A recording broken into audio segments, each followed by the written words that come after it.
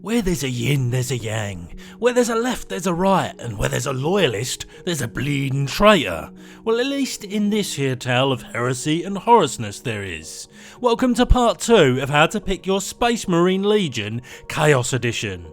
Last time out we made your life easier if you wanted to be a loyalist in your games of HH, but this time out it's the ruinous powers that hold sway, and so get ready for a précis of each of the 9 legions that chose a facelift and a different leader, and some detail as to what you're buying into with each thematically and playstyle-y. To commence proceedings we need to count all the way to 3 to meet the Emperor's children, thems that let pride be their downfall. And it all started so well. Free from gene flaws and seemingly cool as cats, they were given their nombre as a reward for bodyguarding the shiznit out of the Emperor during an assassination attempt, and led by the inimitable Fulgrim, who favoured the combination of aesthetics and functionality over all else. In other words, do it well and look good in the doing. What this means on the tabletop is a legion that favours mobility and the clinical execution of a well-conceived plan. They'll receive a boost to their initiative on the charge, meaning they'll often be first up to bat at handbags range, which is more or less their specialty, which for space jack-of-all-trades marines is saying something. Although a number of the traitor legions didn't swear allegiance to one particular chaos god, the Emperor's children were an ideal fit for Slanesh, the god of pleasure, hedonism and decadence. After 3 comes 4 with the Iron Warriors, the traitor legion's answer to siege warfare, and whose primary responsibility it was to orchestrate the penetration of Terra's defences. Prior to that point they'd gotten quite the fed up during the Great Crusade, meaning they were easy prey for the Chaos Gods. Their Gene Papa Perturabo as ruthless and uncaring as he was masterful at identifying weakness in the chosen enemy. His keen understanding of science and technology made him a more than formidable leader. What makes them stand out in game is their ability to lay the smackdown on dreadnoughts, vehicles and buildings with extra strength attacks. This is quite honestly the legion for you if you like shooty and then not caring a tuppenny or much about the carnage you just wrought with your ranged weapons. That of course doesn't have to be all at long range, you can still tack squad your opponent to death at throwing distance. But yeah, pew pew pew pew! And then on to the next. Speaking of which, we need to skip a few legions to the 8th, the Night Lords. It might not have been the first to fall, but if a legion had potential to turn to the dark side, it was this lot, revelling in cruelty and unnecessary barbarism, and led such as it was by the ill-fated Conrad Kurz, who knew of his impending doom many years prior, and had been driven a teensy bit bonkers by that knowledge. Primarch and Legion were not a marriage made in heaven, outside of their affinity for revelling in the punishment of the non-compliant. All this translates well to its playstyle because playing the school bully is the name of the game, getting benefits to their wound and AP rolls when outnumbering an enemy in the fight phase, or targeting a pinned or falling back unit. Very clearly the Legion for you if you feel a twinge by the idea of spreading terror and are nonplussed by the idea of being heavily influenced by the Chaos Gods.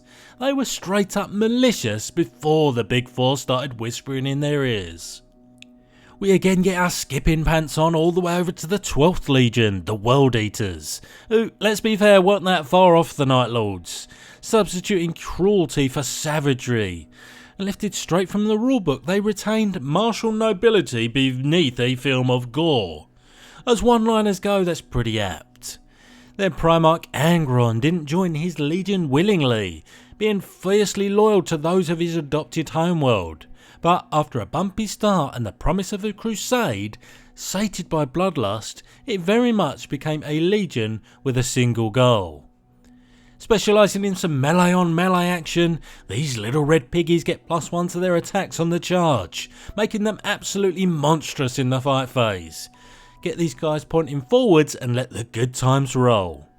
Much like the Emperor's children we've already talked about, the World Eaters had way too much in common with the god of war, blood and murder, the mighty Khorne, for them to not devote themselves entirely to his will.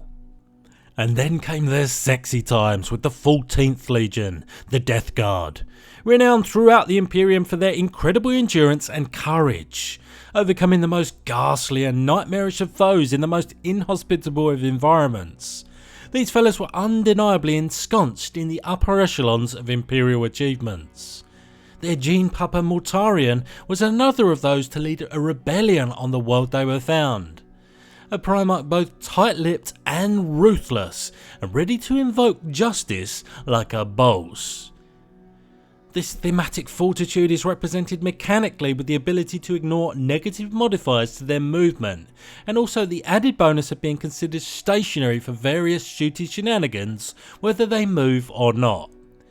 Unfortunately for the Death Guard though, what goes up must come down, and when Papa Nurgle, the most beatific of patrons, got his pox into old Morty and the DGs, it was bound to end in last place for the Mr. Universe beauty pageant.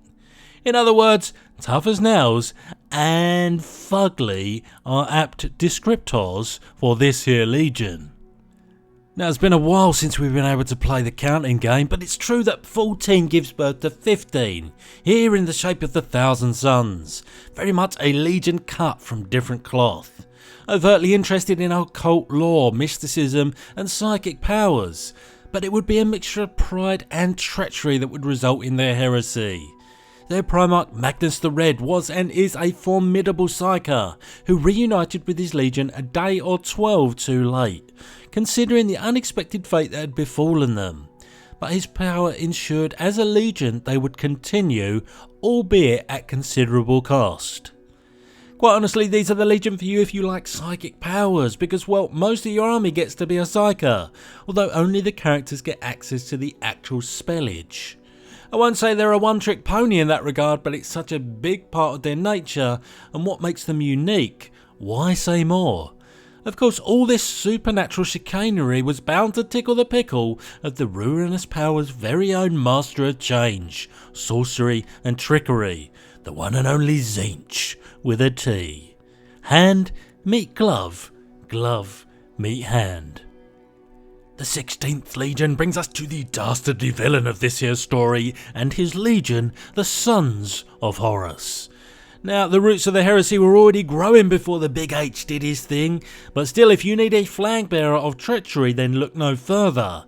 But before their fall from grace, they were the bastions of greatness, exemplars of identifying weakness and capitalising on it, led by the Emperor's favoured son, Horus Lupercal. Appointed War Master because of his exceptional leadership skills and tactical prowess, it was only the conniving machinations of the Chaos Gods that resulted in his dissension.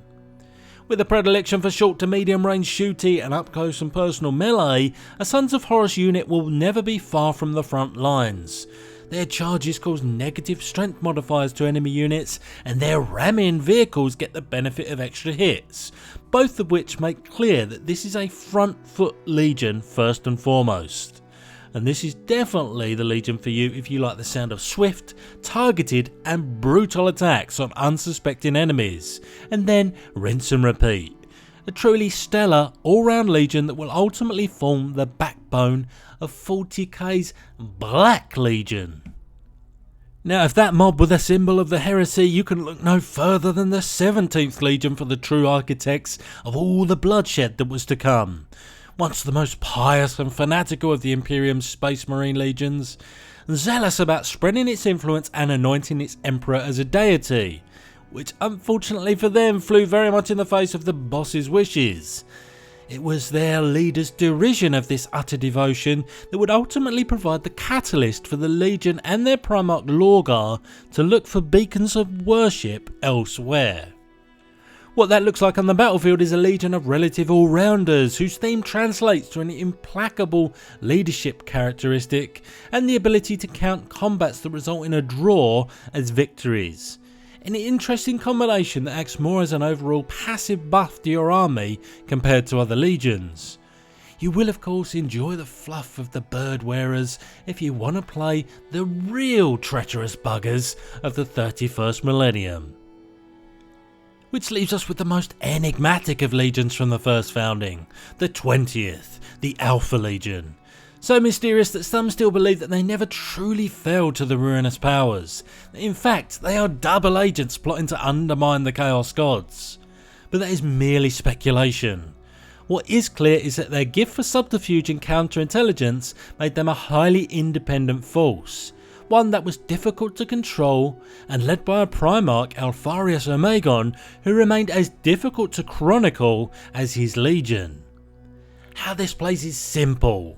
No, scratch that, nothing about the Alphas is straightforward, but their main gift is their ability to control range better than their opponents, as they are always considered to be 2 inches further away from enemy targets, meaning that a clever player can keep an opponent at arm's length and really dictate where key battles take place. Of course, thematically speaking, you can make up whatever backstory you want for these guys and it could theoretically be true. And so they really are unique in that regard and can be very appealing for that reason alone. And that there was the score and the skinny of the 9 traitor Legiones Astartes. They really are a despicable bunch. But from a different perspective, it's clear that at least a few of the legions weren't the most willing of converts to chaos, but were nonetheless hoodwinked by their duplicitous schemes. I do hope you've enjoyed these 2 videos and it's helped you make your choice of legion. Alas, I have been the voice in your head, and this video has ended.